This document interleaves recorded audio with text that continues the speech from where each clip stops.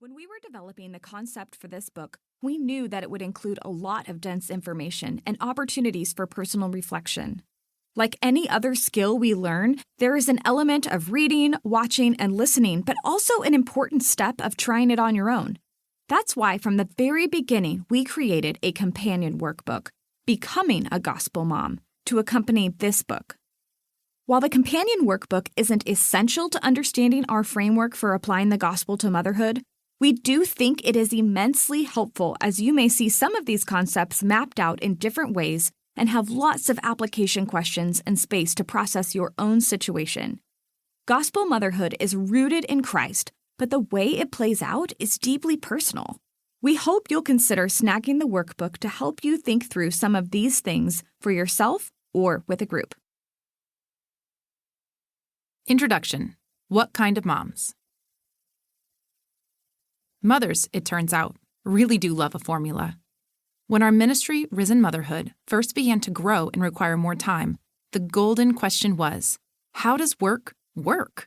We each wondered, exactly how many hours can I spend on this without compromising my motherhood? We were both moms of young children and primarily spent our days focused on the needs of our homes, but the Lord seemed to have additional plans for our days. We were deep in discussions about the gospel and motherhood, and we wanted to know what it looked like for a believing mom to be faithful while also pursuing other callings. Working at Risen Motherhood meant we needed occasional time away from our children for focused work and travel. We tried to make an equation by stringing together wise inputs of decision-making. Personal circumstances, plus theological truth, plus wise counsel multiplied by prayer and divided by practical implications. As we thought through this, we each prayed and sought counsel from others who knew us well in real life, all to find the perfect number of hours a mom could work and still be a good Christian mom. Spoiler alert, we never did find that number. But it turned out the Lord didn't need us to follow the right formula to provide wisdom and guidance for our own lives. Over time, He brought both of us to places of peace and freedom in our motherhood, with our husbands and in our work. He didn't give us the exact number of work hours, days, or trips He'd always intended for moms in Iowa to commit to a calling and still be considered faithful. Instead, He worked in our lives through His Word and His people, leading us in ways that were unique to us as we followed Him in faith. We didn't realize it at the time, but wanting standard, easy-to-understand answers and formulas is a common feeling in nearly every area of motherhood. And not just for us, but for moms everywhere. Look at nearly any survey of mothers, and you'll find the majority of them struggle with guilt or feel overwhelmed.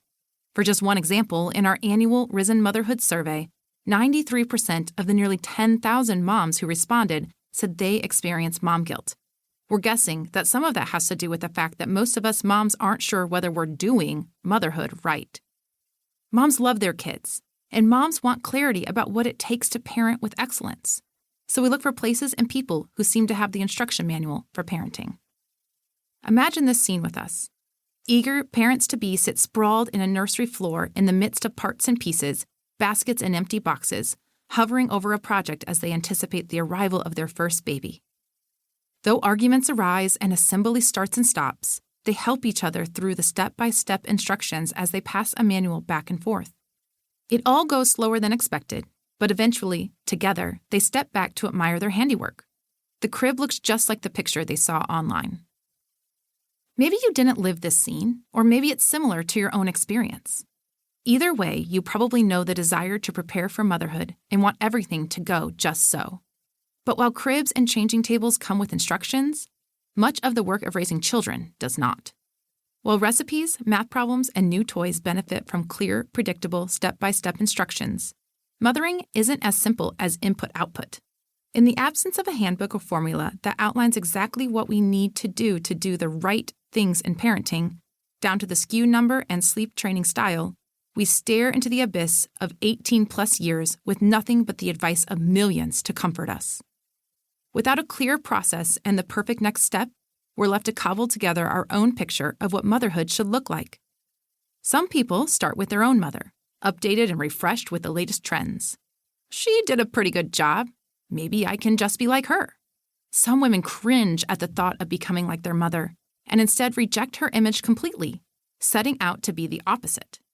If neither of those options seem right, we might construct our picture out of pieces from our mother-in-law, our best friend who just became a mom 2 years ahead of us,